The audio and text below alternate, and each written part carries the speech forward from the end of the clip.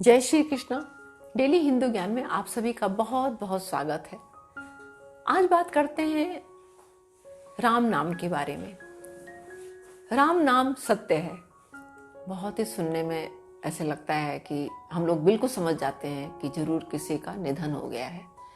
जब ये बातें हम ऐसे सुनते हैं ना, भगवान राम का नाम तो हम लोग लेते हैं, राम राम करते हैं। जब किसी से मिलते हैं तो हम लोग राम राम ऐसे बोलते हैं और बड़े खुश होके बोलते हैं। दूसरा भी उधर से रिप्लाई करता है, राम राम जी, राम राम, ऐसे करके बोलते हैं ना। लेकिन जब कभी ये सुनने में कान में ये जाता है राम नाम सत्य है, तो हमारे दिमाग में एकदम से बिल्कुल क्लिक हो जाता है कि जरूर किसी की डेड बॉडी जा रही है। आप सब लोग भी कभी न कभी अपने लाइफ में ऐसा अवसर जरूर आया होगा कि किसी की डेड बॉडी, जब शव यात्रा जो होती है उसमें आप लोग शामिल हुए होंगे। तो वहाँ आपने देखा होगा जब शव को उठाते हैं और जब लेके जाते हैं तो यही बोलते हैं, राम नाम सत्य है। क्यों बोला जाता है? क्योंकि जो इंसान खत्म हो चुका है वो तो सुन नहीं सकता है, तो फिर किसको सुनाया जा रहा है? हम लोग किसको सुनाते हैं? और जब तक उसको शमशान घाट तक नहीं ले जाते हैं तब तक रास्ते में हमेशा यही, जितने लोग होते हैं सब यही राम नाम सत्य है, आपस में कोई बातचीत नहीं करता है, सब यही उच्चारण करते रहते हैं। बहुत गंभीर बात है, लेकिन उसको इसी तरीके से हम लोग मानते हैं कि भाई ये सदियों से होता है, ये एक परंपरा है। जब शव यात्रा में जाते हैं तो बस राम नाम सत्य है, राम नाम सत्य है, सबकी यही गति है, राम नाम सत्य है, ऐसे करके बोला जाता है, तो इसलिए सबको बोलना है। लेकिन आज आपको बताते हैं बोला क्यों जाता है। इसलिए बोला जाता है क्योंकि राम का नाम ही सत्य है। जैसे मृत्यु अटल है, ऐसे भगवान राम का नाम ही सत्य है। इसके अलावा कुछ नहीं है जीवन में, तो इसलिए ये शब्द बोले जाते हैं। और जो खत्म हो गया है उसको नहीं सुनाया जाता है। जितने लोग शामिल होते हैं उनको ये बताया जाता है कि ये बंदा तो खत्म हो गया, इसकी यात्रा तो शुरू हो गई। लेकिन जो जिंदा है, जो इस धरती पर हैं, उनके पास अभी भी टाइम है, अभी भी टाइम है, अभी भी तुम भगवान का नाम ले सकते हो, यही सत्य है। तो इसलिए ये चीजें बोली जाती हैं। और आप लोगों ने देखा होगा जब डेड बॉडी जो होती है, जो शव यात्रा होती है, उसको जब शमशान घाट में जाते हैं, वहां से जब वापस आते हैं सारी क्रिया करने के बाद, तो वापस आते टाइम कोई नहीं बोलता है राम नाम सत्य है। उसके बाद कोई नहीं बोलता है। सब घर की बातें, बिजनेस की बातें, इधर उधर की बातें, बस यही सब बातें। ये आदमी ऐसा था, वैसा था, ये था, वो था, परिवार वालों से मिलेंगे, उनको संतावना देंगे, ये सब बातें होती हैं, भूल जाते हैं। उसके बाद बस वहां से निकलने के बाद ही अपनी अपनी माया में, अपने अपने राम कहानी में सब जुट जाते हैं।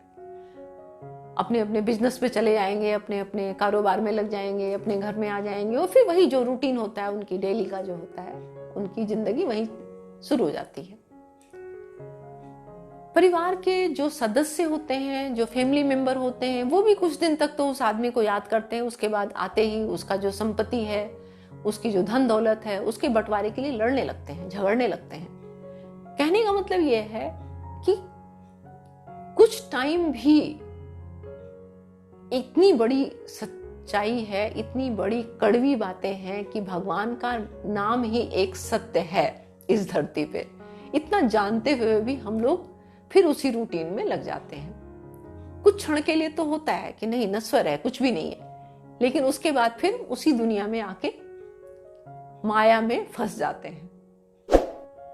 तो कभी भी ऐसा नहीं होता है कि भगवान का नाम, गीता, रामायण, ये सब चीजें जो ग्रंथ हैं या भगवान का नाम है, ये मरते हुए व्यक्ति जब जिंदा है तब वो ले सकता है, वो सुन भी सकता है उस टाइम पे। तो उसी टाइम तक उसको सुनाना चाहिए और उसको बुलवाना चाहिए। लेकिन अगर वो खत्म हो गया है तो उसको नहीं सुनाया जाता है, वो हम लोगों के लिए बताया जाता है कि भाई अभी भी वक्त है, जो जीवन बचा है इसमें भगवान की तरफ जाओ, भगवान का नाम लो, उनका सुमिरन करो। क्योंकि भगवान का, राम का नाम ऐसा है, अगर हम मरा मरा भी कहते हैं तो वो एक क्रम में आके राम राम शब्द निकलने लगता है। और यही एक नाम ऐसा है जिसको जपने से, जिसको बोलने से हमारा कल्याण हो सकता है। क्योंकि इस भव से पार उतरना है तो एक भगवान राम का ही सहारा है, उन्हीं के सहारे हम इस भव से पार उतर सकते हैं। तो जब भी कभी आप लोग, अगर ऐसा कभी आपके साथ हुआ होगा, आपको याद जरूर आया होगा, और आसपास अगर ऐसा दिखता है तो आप सतर्क हो जाइए कि उसको नहीं सुनाया जा रहा है, ये हम लोगों के लिए है।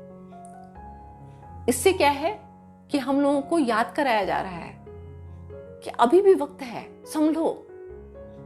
परिवार को याद कराया जा रहा है, परिवार के मेंबर भी होते हैं उसमें यात्रा में, तो उनको बताया जा रहा है, उनको जो इस धरती पे हैं उनको बताया जाता है।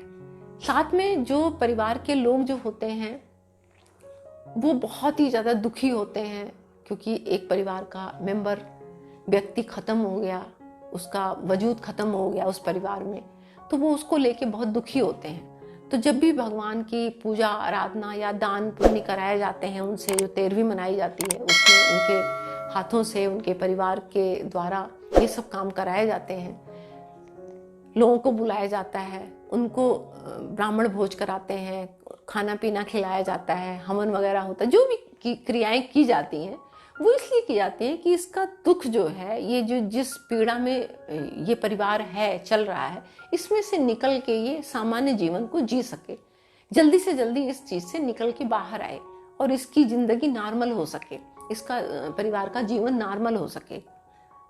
और एक तो ये भाव है, दूसरा भाव ये है कि जिसके लिए किया जा रहा है, जिसके निमित्त ये कार्य किया जा रहा है, दान पुण्य भोज वगैरह जो किया जा रहा है, उसकी भी आत्मा को शांति मिले। तो इसलिए भगवान का नाम लिया जाता है, दान पुण्य किया जाता है। और हम लोगों को इस बात को बहुत अच्छी तरह से समझना चाहिए कि जैसे मृत्यु अटल है, ऐसे ही भगवान का नाम ही सत्य है इस जीवन को पार लगाने के लिए। तो आज की जानकारी बस यहीं तक, मिलती हुई एक नई वीडियो में नई जानकारी के साथ, तब तक के लिए नमस्कार।